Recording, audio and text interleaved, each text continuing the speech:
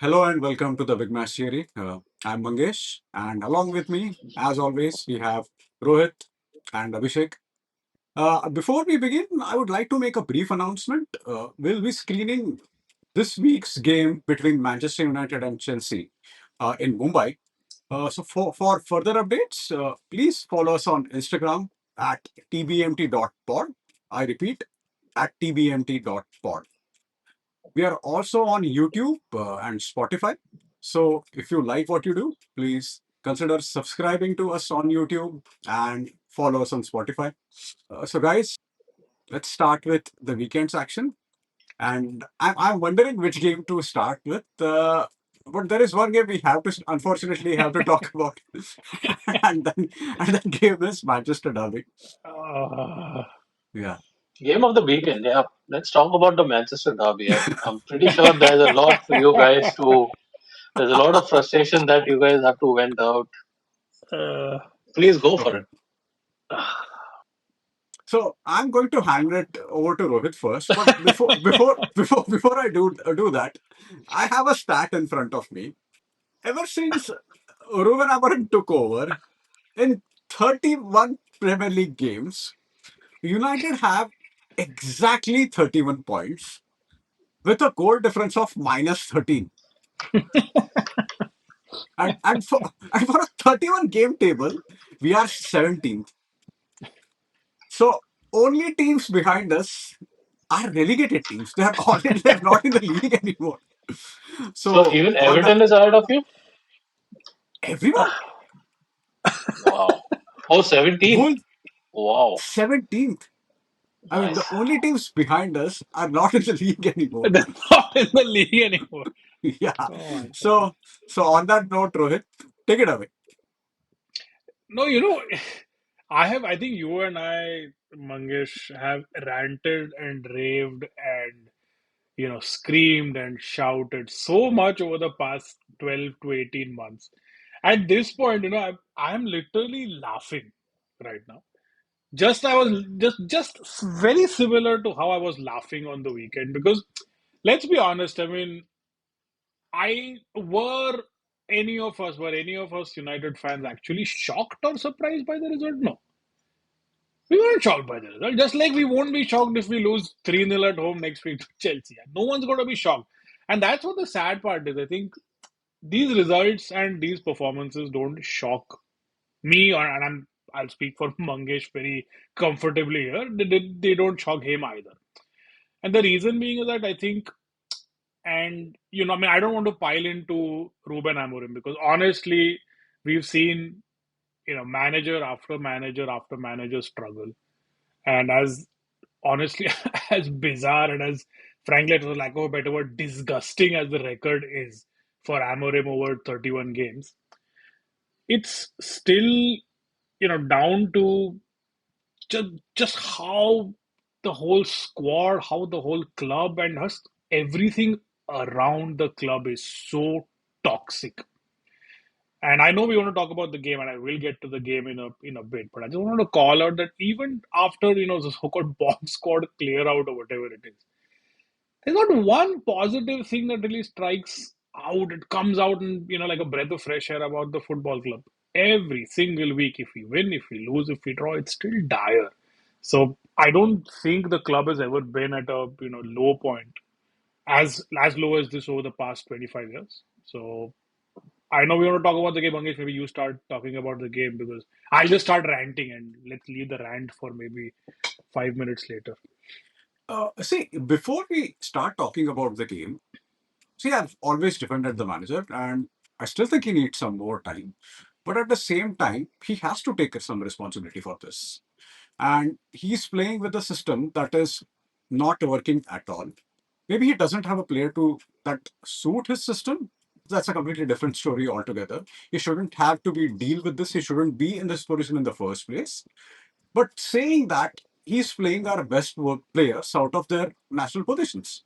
I mean, of course, we'll come to Bruno Fernandes, but Bruno Fernandes, he is one of the best attacking players in the Premier League ever since he has joined the league. But he's playing deep, and from that deeper role, he cannot influence games at all. So he was completely ineffective. A lot of times he just did not mark players. And Amorim, so I'll tell you what our next 7 games are. So that will complete Amorim's entire season. The next games are Chelsea, Brentford, Sunderland, Liverpool, Brighton, Forest, and Spurs. So out of these 7 games, we might get 3 points against Sunderland. There is no way we are beating Liverpool or Chelsea. There is no way we are even beating Brentford. Something needs to change. See, I did not care much about the Grimsby result. I mean, that happens. That was one freak result. But I am concerned now. I mean, I don't know what happens from this point on. He's been here in charge of this team for 10 months. 10 months is a long time to coach. I see, we don't have completely bad players. We have some decent players. I'm not sure how I can defend his formation and his tactics anymore. I'm not sure about that. And on that note, how is this different from what Ange Postecoglou was doing at Tottenham? Amarim deserves some criticism, and he needs to take some responsibility for this. You know, when when Klopp, basically said that he was going to leave, and I think everyone knows that one of the first targets that Liverpool were linked with was Ruben Yeah. Amorim. And apparently, as it's been reported very widely, that one of the reasons why Liverpool walked away from Amorim was because he insisted on playing three at the back, right?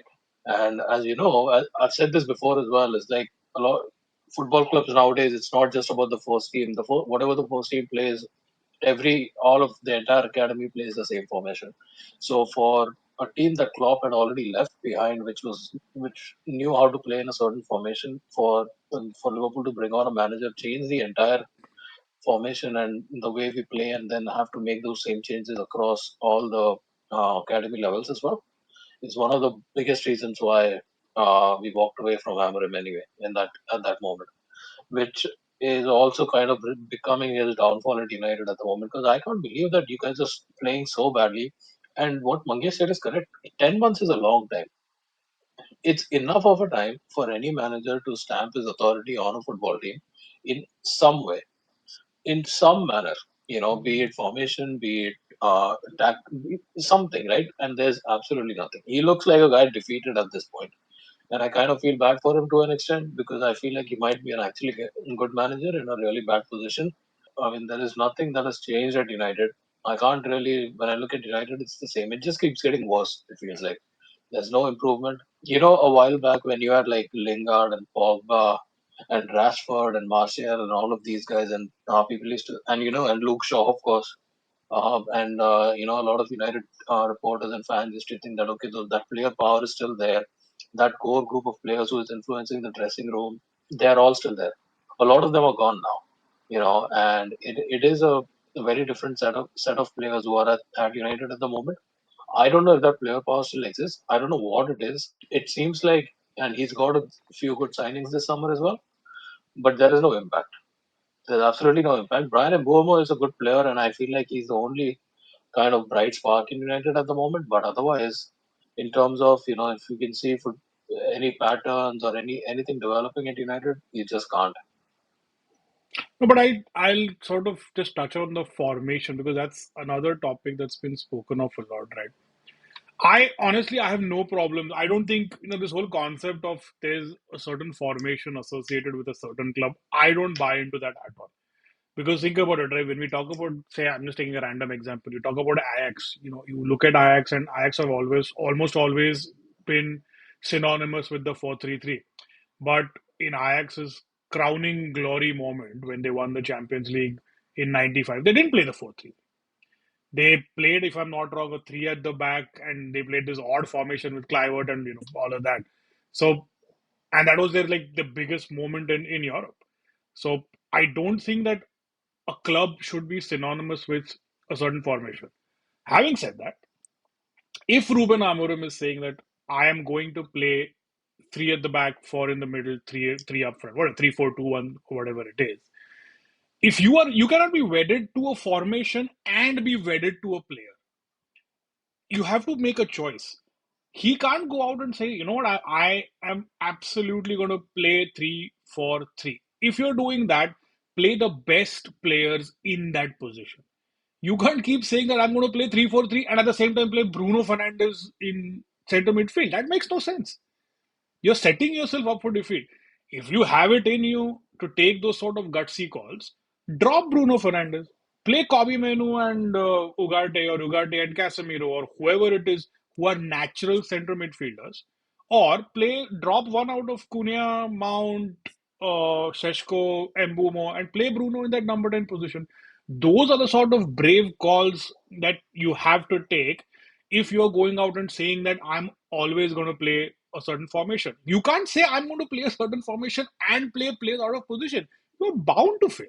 So that is one thing that I'm most definitely, amazed. Not amazed, that's the wrong word, but I find very, very curious about Amorim is that for somebody who claims to, be very stringent with his formations, he doesn't even play his best players in that formation. And so, just very quickly before I move on, like I hand it over to you guys, is that the Bruno Fernandes problem, and it is a problem in my regard because it takes me back to the early part of the 2000s at Man United, right? Ferguson got in Juan Sebastian Veron into the football club.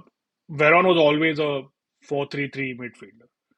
Played that role for Lazio. He's always been that sort of a guy. He's not going to play in a double pivot. But United, Fergie used to play a 4-4-2. Veron didn't fit a 4-4-2 midfielder, and he had to be shipped out. Ruud van Nistelrooy, when the likes of Ronaldo and Rooney came in, Ferguson had the guts to go out and like literally sell a striker that's got you 150 goals in 5 seasons.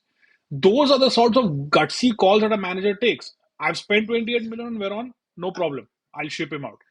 Ruud's been my best player for 5 years, no problem. I'm going to ship him out. Amorim doesn't take those kind of calls and yet is, just sticking to his formation, which to me makes no sense. And about that Van Nistelrooy and Veron thing, Fergie sold Veron when we had Roy Keane and Paul Scholes. He sold Van Nistelrooy when we had Rooney, Ronaldo, and Zaha. Who do we have right now? And Bruno Fernandes, even last season, he and Amad Diallo, the two players who were decent under Amorim, to be very honest. He's playing them out of their best positions. And second thing I noticed is in all 4 games, his back five is different in every game. So that's a sign of a manager who doesn't know what his best formation is. Or if he's still experimenting, he needs to come to conclusion of that experiment very soon. Did you guys see the third goal, by the way? It was quite interesting to watch the third goal from Haaland and the outstanding offside trap that was set up for him. No, but even the second, and it's a good point that Abhishek raises. If you look at the second and third goal, right? I mean, I want to give Amorim some sort of a benefit of doubt. Those were also down to some individual mistakes. I mean, Luke Shaw, I don't know. Again, I mean, my opinion on Luke Shaw and Harry Maguire is go and listen to any of our previous podcasts from a year ago. Those two shouldn't be at the club. They should have been sacked. I don't care if Harry Maguire scores a goal against Lyon in the 95th minute. I couldn't give two shits. That guy should not be a centre half for Man United. Luke Shaw should not be at Man United. Those are the sort of calls again that you need to take as a manager. But having said that, look at Bayern's positioning for both the goals. That guy comes out, stops, and then again decides that he's going to come out and try to meet Haaland. For both of Haaland's goal, just go back and look at Bayern's position. Look at where both of the centre halves were. Look at the marking from Bruno, for the first goal. So it's either the players they don't have it in them. In case of Bruno, yeah, it's so clear that guy can't play center midfield yet. For whatever reason, Amorim won't replace him. And for the other goals, you have a shit goalkeeper.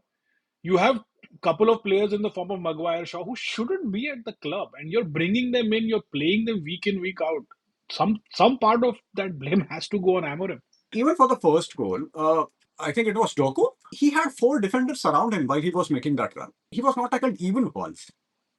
So, I mean, that is down to the formation that we are playing or the system or or I don't know the kind of man marking or zonal marking we are trying to do because I am not even sure anymore. But it's also down to the players. Honestly, I also think it's down to the players. I mean, it that Doku goal, right? He skinned Luke Shaw, right? He jumped past him, and okay, he got a lucky break in terms of Ugarte blocked his first cross and it came straight back to him. Fine, but where was the marking for Phil Foden? That was Bruno, right?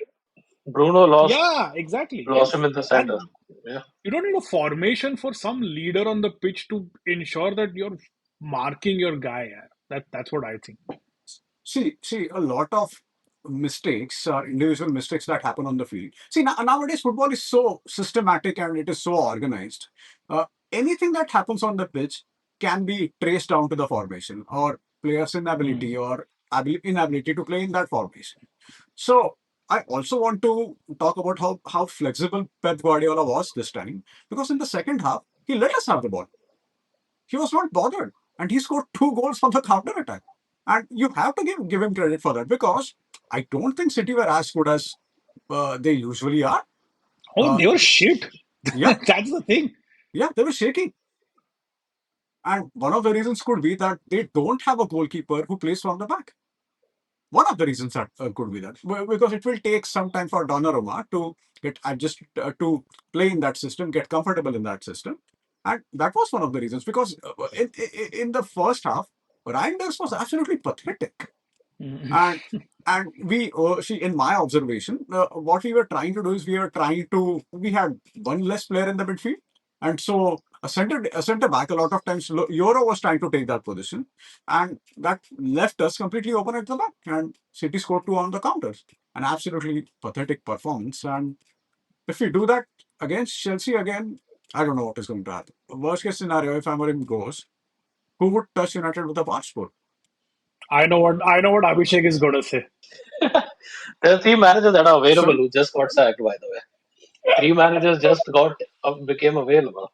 One is Sure, called sure. Mourinho, one is called Eric Ten Hag, the maestro, and the third is, our very old Ole.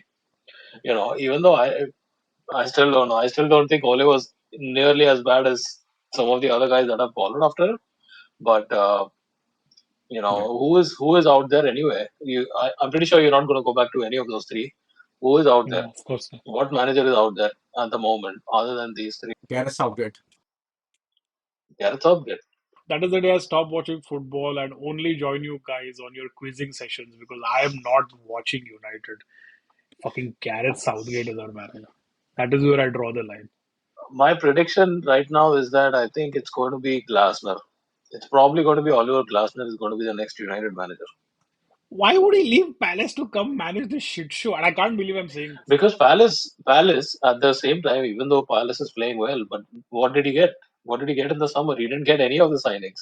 He lost some of his good players. He almost lost Mark Gahey before he, threatened to again set himself on fire or something. But but he's going to leave. But interestingly, do you guys remember what formation Glasner plays? See, that was my point.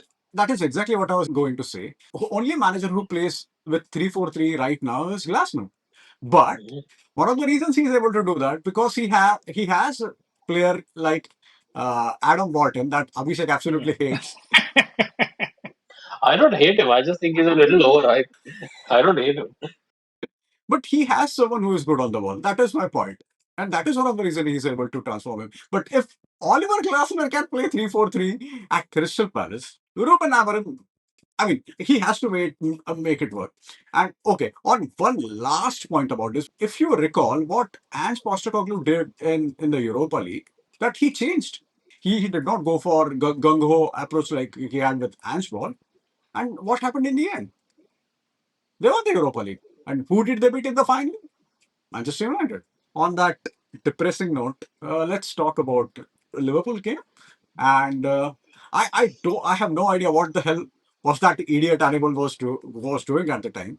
But I mean, it's a sign of a champion team that when you have points or when you win points, even when you're not playing that well. So Abhishek, you have the forum to gloat away. I don't really want to gloat other than I'm very happy it was Hannibal, the ex Man United player who gave away the penalty. He always came across like a very brain-dead player because I remember he played against us for United and all he wanted to do was just injure someone. So I always thought he was like a brain-dead footballer, which he showed anyway this weekend. I mean, I don't think we played badly this weekend, to be honest. Not at least as bad as I thought we played in some of the previous matches. I thought we were doing quite well, but it was such a low block. Like they were literally sitting behind with 10 men in their own half, right? And it's one of the things that we've always struggled with, right? Even with Klopp or with, we've always struggled to break down these low blocks. And I don't know, now once we've signed Isak, maybe that is something that, he might be able to help with. Uh, I don't know. I don't know how Isak is going to fit in, how he's going to play, what his general play is going to be like. Even though Ekitike is a very good, I really like Ekitike. He's kind of he's like a very tall Firmino. Uh, Early days, but he's like a very tall Firmino because he does a lot of linking up with the midfielders and with the wingers and everything. So he's a good player, and let's see. I'm sure Isak is a very different animal. Yeah, we didn't really we played okay. I thought we had a lot of the ball. We struggled to break them down. I thought contrary to what people are saying, I thought Florian Wirtz actually played well. He just needs that bit of end product now. That one, I think, one goal or something, right? If he scores, I think that's it. Then it'll click for him because he got into a lot of good positions. He was creating and he was linking up with a lot of the forwards very well. But no, I mean, amazing, right? It can't. I really hope this is not going to be the theme of the season because most of us are going to age by like 10 years if this is how we're going to keep winning games. So I hope it just can't keep going on like this. Right. Talking about Ekitike, I think his movement is excellent. And I think Abhishek rightly said that he is like Firmino, a tall Firmino. His movement of the ball is excellent. His movement with the ball is excellent. He takes runs inside the box. He's an excellent player. Is a Yeah. tall Firmino or Fur Maxo? Okay. Moving on from my really bad joke. Do you think? Do you think? I mean, I know Mangesh started off by saying it's a hallmark of champions, and because it sort of it sort of sends you back to the way United won the title in 12-13, right? Because every weekend we were shipping 3 goals and scoring 4, shipping 2 goals and scoring 3. But at that point in time, I think United only really had City as a challenger. Looking at Arsenal and the way they've sort of strengthened their squad, and looking at City who feel like they're slowly getting there. Is there any part of you as a Liverpool fan who still thinks that? And I know, I mean, I said this right at the start. I think Liverpool are favorites for the title, but do you think some of these in not inconsistencies? I know you've won every game. It's hard to criticize you guys at the moment, but is there a chink you think that could potentially be exploited by a few other teams? The rub of the green goes, a little bit here, a little bit there. If you see some of our previous games, right, like if you see the Arsenal game, Newcastle game, that is the one game that really frustrated me very a lot because even after Newcastle went down to 10 men, they actually dominated us for a longer period of time, and towards the end, we were under pressure. That's how we conceded those goals as well. It wasn't a good game at all. We could not keep control of the ball at all whatsoever. One of our main players has been Alexis McAllister in the last couple of years, and he's kind of started very slowly, very slowly. Hmm. He's been completely off it. On the other hand, Szoboszlai has actually started really strong. It's good to have all of these things at the beginning of the season, and yet we are picking up the maximum points because I feel like it's going to kind of settle down, and I hope it settles down to a point where we get that fluidity that we had in last season. That being said, I still think Arsenal are definitely among the favorites. They are the strongest team. See, Eze is already already had an assist this weekend, right? And he's a great signing. It's a really really good signing. It's a game changing signing, in my opinion. And no thanks to United for giving City their confidence back. They lacked that swagger last year that Guardiola's teams always have, and I kind of feel like that might be coming back now. So a lot of things that we are not able to do, we need to iron it out pretty quickly. Otherwise, it's going to be difficult for us. I mean, I'm not sure about the City bit because City were not great. They were not good against United. They were struggling, and they still have a lot of problems. So there is a possibility that this will be between Liverpool and Arsenal. And on that note, Arsenal won 3-0 against Nottingham Forest. And I thought Eze was excellent. They were good and very good in the second half. But we have been there. We have seen this movie in crucial situations when they are playing against Liverpool. I see Rohit is laughing now, but I'm no. but I will not jinx it. Finish your thought. Finish your thought. yeah, but yeah, they need to take that step up, right? Because something I noticed is Arsenal have finished in the second position for 3 seasons running. The last time this happened was between 99 and 2001, and the next season Arsenal actually won it. Arsenal not only won the league, they won the double with FA Cup. Can we see that happening, Rohit? Nope. Nope. Nope. Nope. Nope. I'll tell you. So the thing with Arsenal, they're that saying, always the bridesmaid, never the bride. That is pretty much written for Arsenal. I mean, they were in two title races with City, managed to come in second fine. City have a blip last year. They let Liverpool leapfrog them, easily win the league without a fight. They come in this season and they've bought all these, they bought your Ezes and your Zubi Mendy's and yada yada yada. Still managed to lose to Liverpool.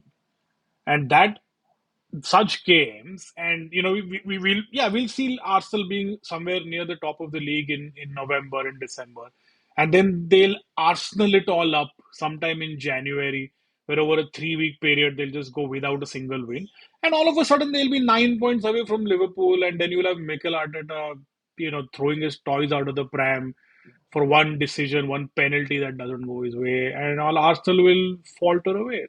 As you said before, we've seen this movie too many times. Especially after that Liverpool game, I know it was only the second or third game of the season, but I thought that is sort of like a litmus test to see how much Arsenal have changed mentally. I didn't see anything to suggest any part of their mental makeup has changed. I may be proven wrong. I may have egg on my face, but at least the way things are, and looking at Arsenal, sure, they'll beat Nottingham Forest 3-0. They'll face whoever next week, beat them 4-0 or whatever. And then all of a sudden, one day they'll go away to Fulham and lose 1-0. We know that's going to happen. That's just the way they are, and that's just the way they will be. Okay, just one point about that. So in Jurgen Klopp's first season at Liverpool, they reached the final of the Europa League. And before winning the Champions League in 18-19, we saw how good they were in 2018 Champions League. Those two games against City, I think they were one of the. I would like to know what Abhishek thinks about this. But for me, that was the sign that yeah, Liverpool they are serious. They are. You should take them seriously because those two Champions League games against City were absolutely brilliant. And even when you're not winning the league, even when you're dropping points, you you need to see that kind of intent. Whenever we saw Liverpool playing under Klopp, even when they were struggling in the beginning, we always saw that intent. You always know in your heart that yeah, they are going to win the leagues very soon, and that happened in a couple of seasons. I have not seen that with Arteta's Arsenal. What they do is what Arteta does is he gets the best out of weaker teams, but whenever he's playing against stronger opposition, and somehow he's not able to take that final step that is necessary to win the league. Oh, and they have good players now. They have Eze and they have Saka. I think Eze is a fantastic signing. I think Zubi is a fantastic signing. But I'm particularly stressing Eze because he is a match winner. He can change the course of the game just like that. They don't have too many players like him. Also, but sorry, before we go to Abhishek, you are missing Gyökeres. So it's not like they haven't. It's not like they haven't spent money. They've spent money strengthening the entire spine over the past couple of seasons. And I don't know, man. It's still, even after all of that, like when Liverpool have spent all of that money, you can see, you can see the wheels spinning. You can see what they're going to do. Even after doing all this, I don't see anything at us. The first thing I was going to say is going by how Rohit's prediction or hot take about Victor Gyökeres is going at the moment. I'm worried what he's saying about Arsenal because that might mean that it's actually Arsenal season this year. So, it's a little. Don't worry So about Gyökeres. you've probably jinxed it. No, Gyökeres is going to flop. He's not scored an important goal yet. He's scoring in shit sides. Don't worry about it. Yeah, I think we're going to get a lot of Arsenal fans in our comments this year uh, on this post. Uh, but So what you said about Klopp is true in the sense that I said this before. Like you guys asked me, when did Liverpool fans know that Klopp was going to be, it was going to turn around for Liverpool under Klopp? And I said it was right at the very beginning, right from the first day. Like how when Mourinho came in and he had his press conference and you kind of knew, oh, this is the beginning of something special. You are actually witnessing it. It was the same with Klopp. You remember Klopp's first, at least Liverpool fans, all of us, we remember Klopp's first press conference itself. And he said it at that time itself. In 4 years, we'll be sitting here with a league title at least, and he was right. He got 103 out of 105 points in those 2 years. And what Mangesh said is true. In the first year, he didn't have his players. He had none of them. But we reached the Europa final and we reached the League Cup final, both of them, right? We lost both of them. The next year, again, the aim was to qualify for the Champions League. We did. We finished within the top four, and then after that, the 2 consecutive years, we reached the Champions League final. There was progress every single year under Klopp. Even though there were a few difficult times, frustrating times, whatever, but it's fine. Everyone could see that progress under Klopp and what we eventually became. And but to be honest, I mean, the thing is that when Arteta first came in, and initially he had a press conference. I remember one of his press conference where he started talking about like who was that wrestler Scott Steiner about mathematics, and he started talking about numbers and everything, right? So Mm. it was at that point I thought that's it. This guy has absolutely lost it. I have no idea what he's doing, and I thought it's gonna end for him. But I still give him a little bit of credit because Arsenal used to be pretty bad. They used to be a laughing stock at that time, before him, and he has changed them around. Like the fact that they Oh, beat teams, absolutely. No yeah, doubt about that. No doubt he about has turned them around. But the the thing is that when Klopp came in, right, you had Guardiola at his prime as well, and so they kind of battled it out between them for a couple of years, and no one had a chance. Now Yeah. Guardiola has kind of gone down a little bit. Liverpool are good with slot as well. It's not just that Arteta is going to be, it's maybe he's not in that title race with a prime Guardiola or a prime Klopp or something like that, and that might also play into Arsenal's favor in that sense. Because see, the league titles are being won in the high 80s, 80s and high 80s now, as opposed to where under Klopp we got 97 points and we came second. But at the same time, I feel the Premier League is way stronger than it used to be. You've seen the likes of Crystal Palace are winning league cups and things like that. Anything can happen any weekend. I feel like the league is much stronger overall. Considering the lower teams and all, they have all strength. So that is another challenge. But it's just that the signings are the reason why I feel like because he's made a great signings. I genuinely think Arsenal have got really good signings. I know people joke about Madueke not being that great and all of that. I think he's pretty good. Like if he's going to be a substitute Yeah. for Saka, I think he's a very good player. What Eze is a really good. Eze will start over He's Martinelli. a good I system think. player. Yeah, I think they have, and they got like Norgard from Brentford. Who's like a Jorginho replacement on the bench. He's also a solid player. They've got some really good players, but I feel like this is it, right? Like this season, if they don't win any of the big trophies, I, I think the fans are gonna start turning on him as well. But having said that, so you spoke about my predictions. I predicted exactly to the T last season what is going to happen with Arsenal. If you guys remember, I predicted to the T that they will falter, and I'm telling you, they will falter this season. And it's not me trolling Arsenal or anything of that sort. Honestly, I think I echo what Abhishek said. I think Arteta has done a fabulous job. But I still think that they won't win the league. I hope that doesn't happen. It's not like I mean we are prepared for the possibility of Liverpool winning five more titles before United Yeah, yeah. are even in title contention. But yeah, Before United make to the top half of the table. yeah. So yeah, let's see what happens, man. But yeah, it seems like the title race will be between Liverpool and Arsenal. There was a good game between Chelsea and Brentford. It was 2-2. Brentford could what happened? Do you know who was at fault for Brentford scoring the equalizer? Yeah. Oh, I know very well. Garnacho. Yeah, yeah.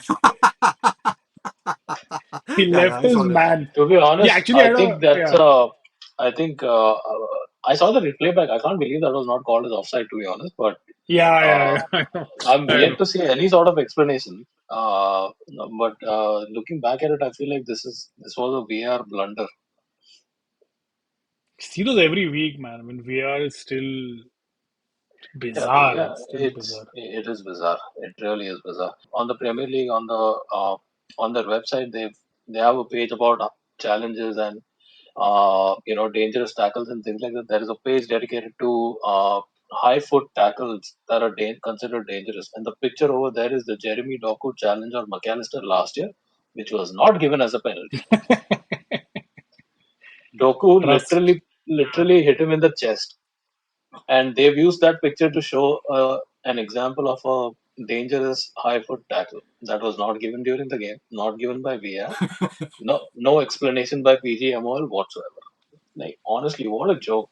But speaking of Chelsea again, but Cole Palmer is back and Oh, he's already doing great things. Like that Cole Palmer Joao Pedro combination is something I'm quite interested in because both of them are excellent players. I think I think Joao Pedro is brilliant.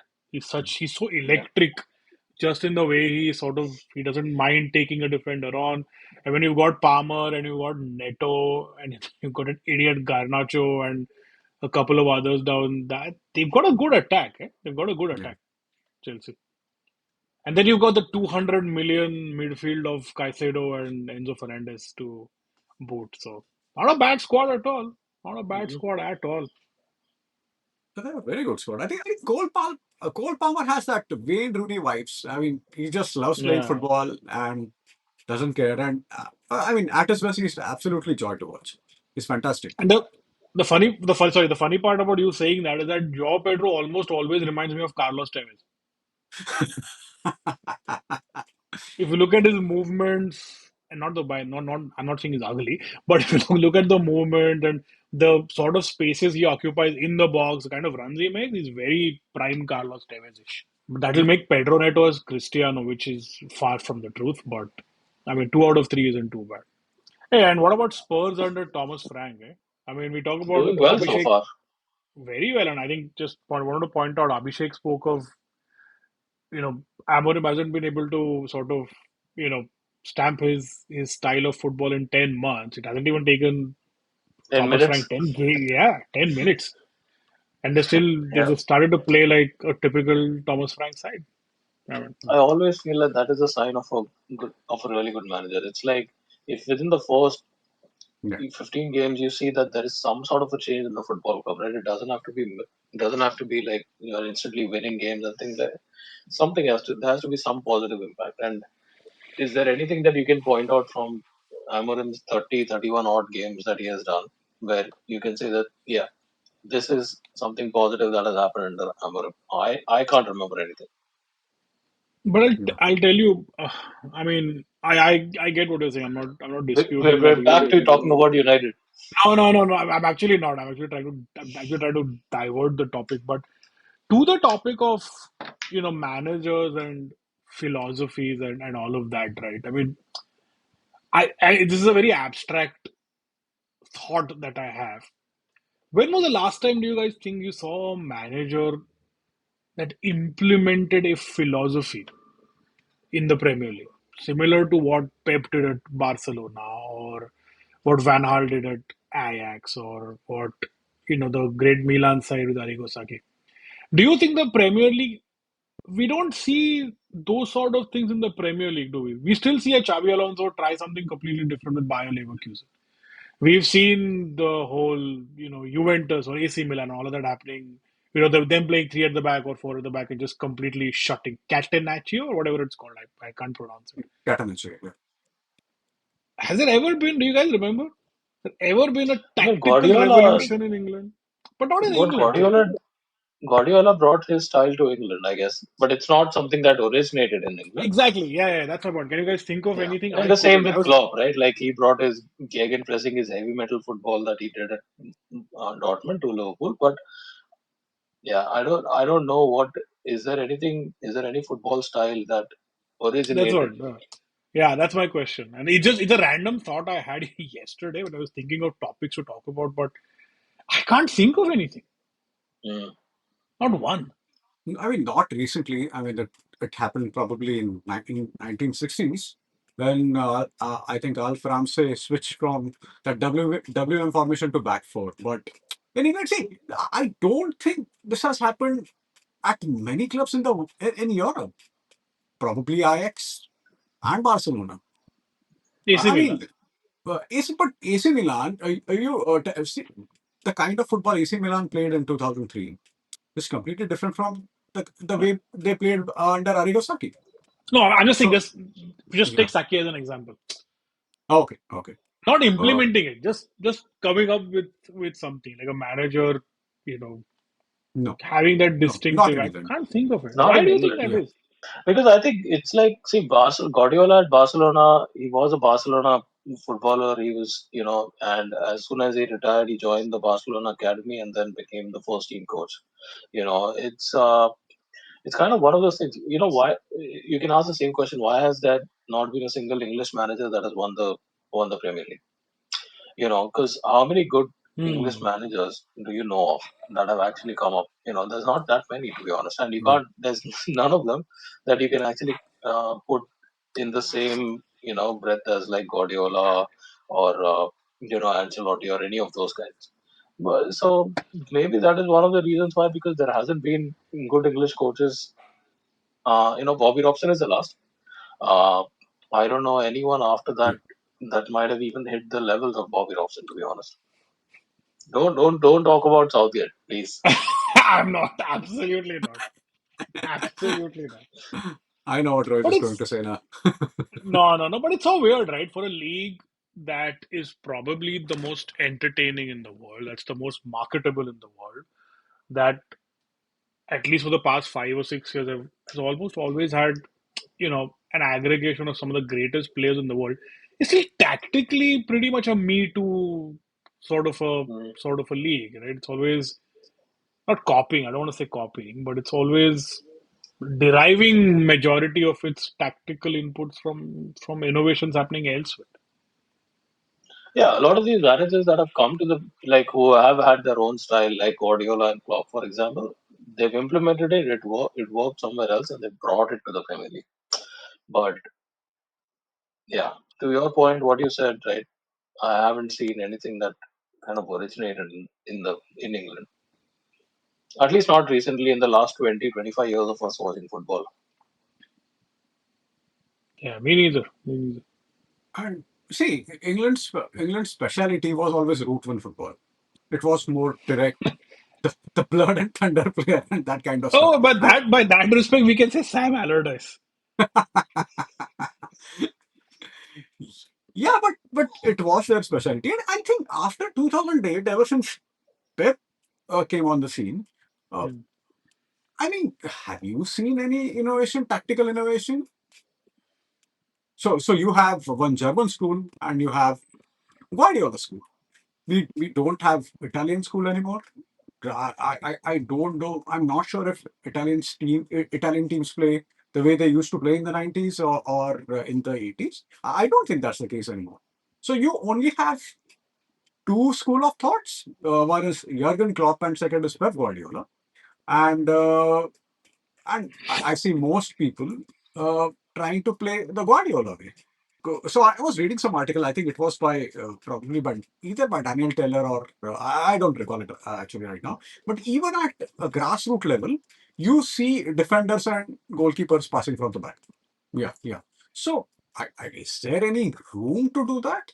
One more point I have is: do managers have that uh, time anymore? Hmm. They're, Yeah, co- that's true. That's true. they are constantly playing. Even after the season was over, a Yeah. lot of them were playing in the Club World Cup that most of us did not care about. Do they even have time to innovate? I mean, I'm not. This might be an idiotic statement, but I'm not sure if they have any time in the world right now. The reason I also said Serie A is because if you think about it, right?